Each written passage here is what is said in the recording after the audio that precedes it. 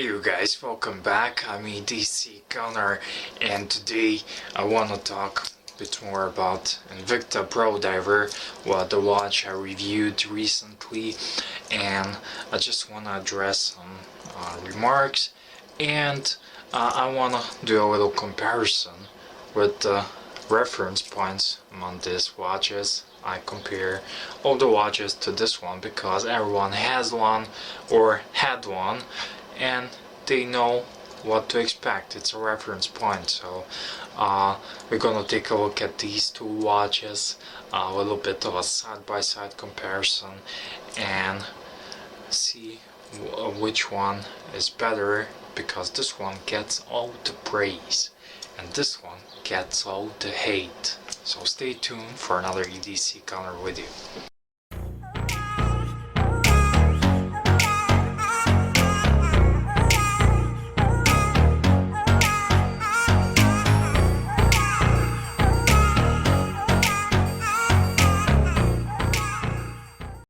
Well, if you are in market, if you want to buy good automatic watch, mechanical watch, and your budget is limited to $100, your best choice to buy mechanical good automatic watch is Seiko 5. There are many different Seiko 5s, and someone asked me about what's the model number, where can I get this. This is a older discontinued Seiko 5 with this emerald green dial and the gold indices.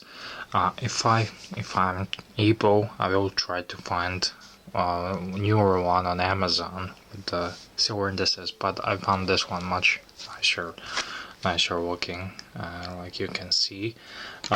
So Seiko 5, they run under $100 and you will get yourself a watch for life. If you want something more rugged, more reliable, more durable, and more water resistant, then you get yourself a nice Vostok Amphibia. And Vostok Amphibia is engineering marvel of watches. You can buy it from Russia, and I call it AK-47 of watches because of its reliability and ruggedness. So I'm just gonna put this like here. And another watch you can get yourself under $100 that's automatic is Invicta Pro Diver. So this one I found on Amazon for $80, 79 or $80. So that's it. Pretty much the price for it. I bought this second hand, so I paid even less. I paid around $50, and I think that's just about right price for it. But this is an Invicta Pro Diver, and recently I did a review, and the thing is with these watches, these are all respected watches as a brand and as units, as single pieces. But Invicta is not. Everyone hates Invicta. So I decided to grab this one to review it and to see what it's all about. And I wore it week on the wrist, and I must tell you, it's not that bad watch, but before that I was wearing Orient Ray, which runs twice the money as this Invicta, and immediately when I took it in my hands comparing to the Ray, you can feel the quality difference. And that means that this watch, when compared to Orient Ray or Seiko, just feels cheaper. But thing is, it is cheaper. This is like I said, $80 watch, and Orient Ray is $150. So it feels cheaper. And the other thing about this watch is there are many people who hate Invicta. I tried to find out why, and I have my own ideas, but most of the people told me it's a pretender watch, it's a Rolex copy, it's a blatant Rolex Mariner copy. If you would switch this Invicta logo and put Rolex, it would be fake Rolex. And the other watch, which is the subject of this video, is Seiko SKS. And this is a Seiko SKX007 from the series. You can get 009. And this watch, we will compare it because I mentioned it's a reference point to these watches. I compare every watch and compare Vostok and Orient to the SKS because everyone has it, everyone knows them, or even if you don't, it is a reference point. So just a bit side-by-side comparison. They both look appealing and eye-catching. Seiko is of course all black and white, black and silver, but just a matter of fact, I got this two-tone. There is Invicta in this color combination, so that's it. So there's not too much wrong to it, and I wanna just address little differences, and I will give you my recommendation straight away.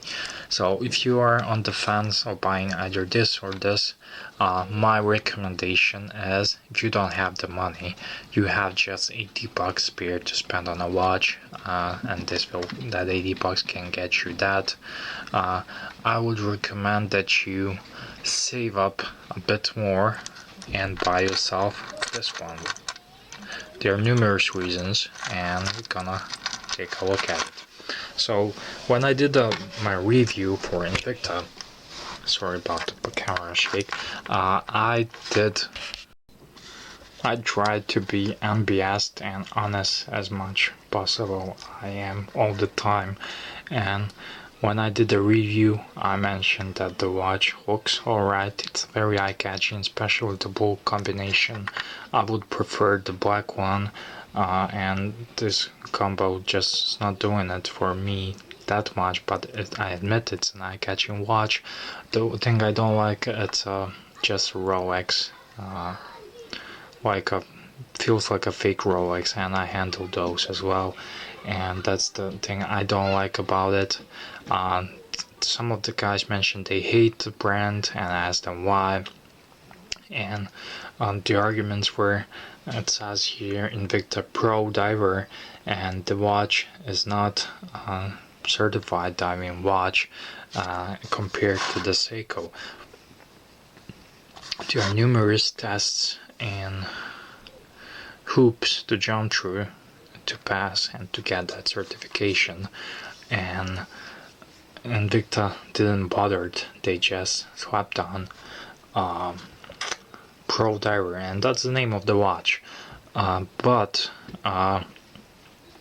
there's one, my friend Brian, who mentioned, I don't see why people question boil resistance of this Invicta. He has one, and he says he raised some valid points because it has a screw down crown, and it screws very nicely, and also it has a screw down case back. So I must say I agree with that. However, I mentioned in my review, if I would go on diving expedition like a real diver, like hell yeah, I'm never gonna do that, I would take certified diver, but for occasional snorkeling, diving, swimming, this watch can do just fine. As a matter of fact, this watch can do just fine. I know lots of guys just have to have brand new or new seals. The Seiko 5, which is 30 meter water resistant, rated, no screwing crown. People swim in it all summer long and nothing happened. If during the time when the seals are deteriorated, the water will penetrate in this, as is the case with any watch. But that's a valid point. So you can swim in this watch.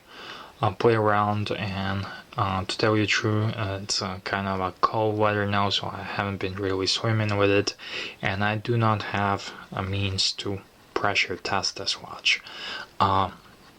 So for amateurs and for I don't know, I'm trying to find the right word for amateur diver, snorkeling, swimming. I think this watch can pass and withstand any test of water resistance, just because you just have to check the seals. So that's not the issue there.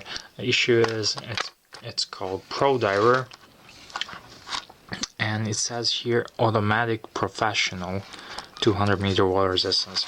And if you want to put the divers on the watch, you need to pass certain tests of water resistance. And this watch, comparing, let's just make a comparison because I talked a whole lot about this one. This comparison is with this Seiko, and except for the bracelets, because a Seiko stock bracelet may look good, but the quality is bad. The quality on this bracelet is much better than on this one, but that doesn't mean it's a great bracelet as well, because keep in mind it's an $80 watch, and good quality bracelet will cost you at least $100. So comparing the bracelets, Invicta has a slight edge.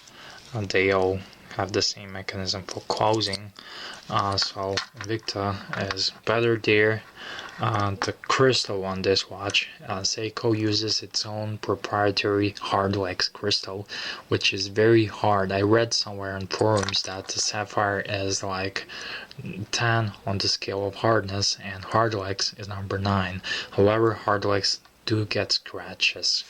I've seen numerous times that crystal on Invicta, you have here, you can, first thing you notice is the little cyclops, and if you are a bit like my mate Brian likes to point out, if you are a bit older gentleman and you have impaired vision, this cyclops can actually help you. It's not the best magnification, but you can see it does the trick and does the job, and there's a way to remove it if you don't like it.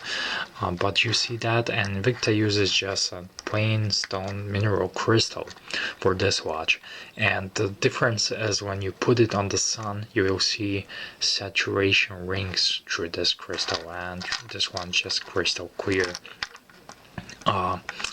The thing in which we're gonna talk about now, Bezel, and that's the thing in which Seiko always wins.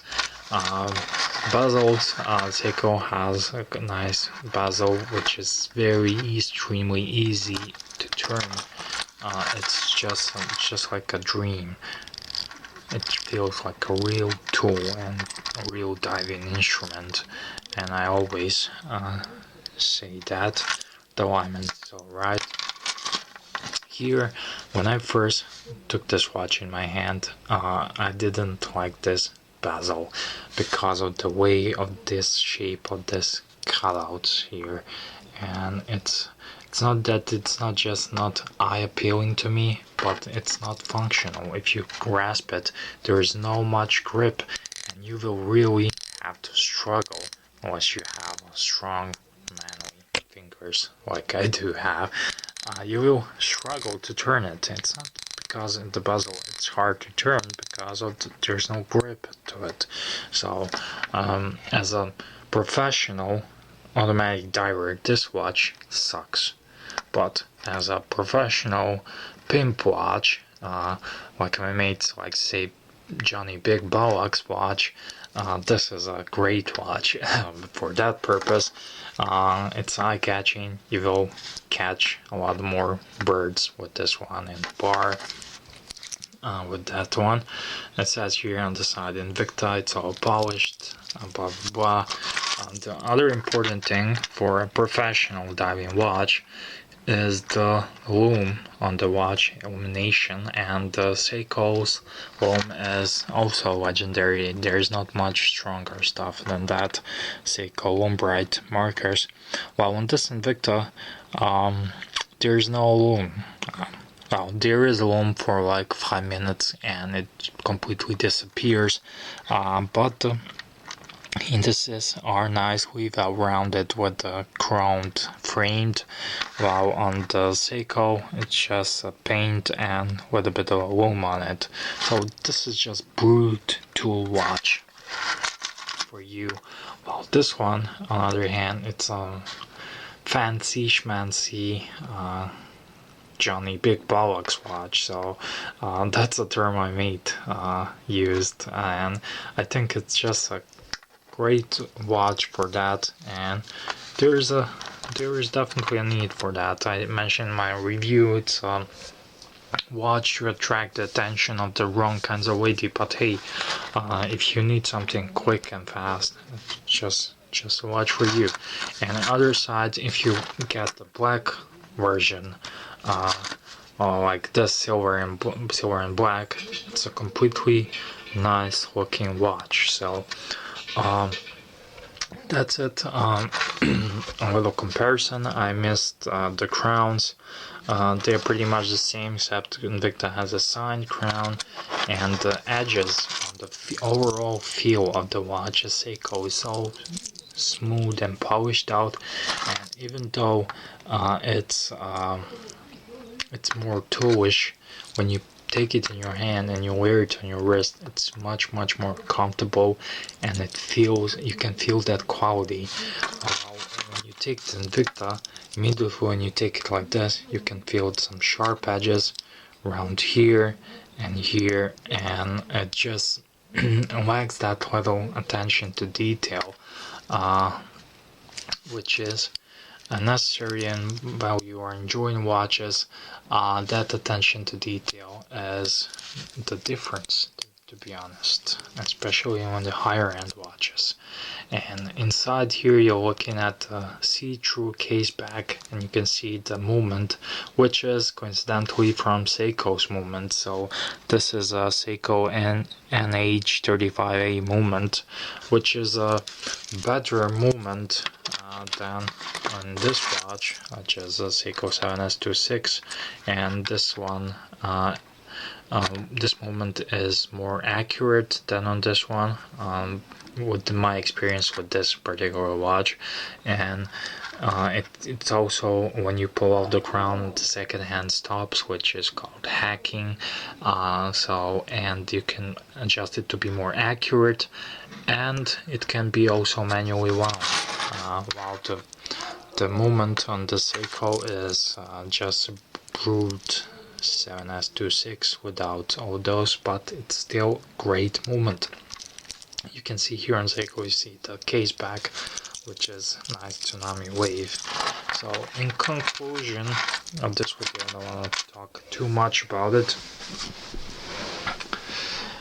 I don't see much reason to hate this particular Invicta or the black Invicta, and I think it's more of a fashion thing. And there's a lot of guys who hate Invicta as a brand. Me personally, I cannot stand, and I really don't like those Invicta Reserve, Venom Pro stuff like that. But it's a good Johnny Big Bollocks watch when you need something like that. And Seiko is a great tool watch, which feels great and feels better. You can feel that quality, but at double the price, the quality is just, it's not fair to call this lesser watch than this one when the price is lesser. So that's just my personal opinion. So if you like the looks of Invicta, refined and shiny stuff and more polished than the Seiko, then I recommend you another watch which is a perfect blend of all that, and this is Orient Blu-ray, and this is much better quality and feels much better on the wrist and in the hand than the Seiko SKS, and it can do all the stuff Seiko SKS can do, but it has that advantage, has that shine to it, especially if you buy the blue model, and you can see what I'm talking about. And the dial on Orient tray shines much better than on this Invicta, and you can see, but Invicta is not bad either. So if you want something that's more sophisticated, or let's just say it's more shiny, because I want that too, then the Orient Ray or Mako USA or Orient Mako is much better bet than this Invicta. Why is that? Why I'm saying that? Because to be completely honest, this particular example Invicta is not a bad watch, but it lacks character. While if you save up a bit more, and when it comes to buying watches and buying anything, it is better to just a bit more be more patient, save up a bit more, and buy something of a better quality, then rather than to buy this Invicta, then regret it, want something else, and you have to sell it, then you cannot sell it for you will lose money on it. And the only watch when it comes to selling an affordable watches, which is good and you won't lose much money, if not all, is Seiko. And Seiko is a watch I like to say it's a Rolex of affordable watches because of the resale value. It's hold its own very much, especially some one models. So that's it. These are my little reflections on this Invicta Pro Diver. And I wore it, and I had enough wearing this Invicta because I'm now more got used to this something, at least this quality, because you just feel the fit and finish. And so it comes about watches, the fit and finish is very important. So and you learn to appreciate that over time. But if you're just starting out and you have like 80 bucks to spend, well, you can buy this Invicta if you like the looks of it. You can buy Wazak Amphibia, which will give you much more respect, or you can find yourself a nice Seiko 5 if you like something more classier and dressier. So that's it. I'm edcgunner. Hope you enjoyed this little video, and tell me guys what you think. Have I missed something? If I did, please mention it in the comment section so this video can help someone decide. So my recommendation is the Seiko as the winner of this duel, but the Invicta is not, at least this one is not that bad third like everyone likes to say.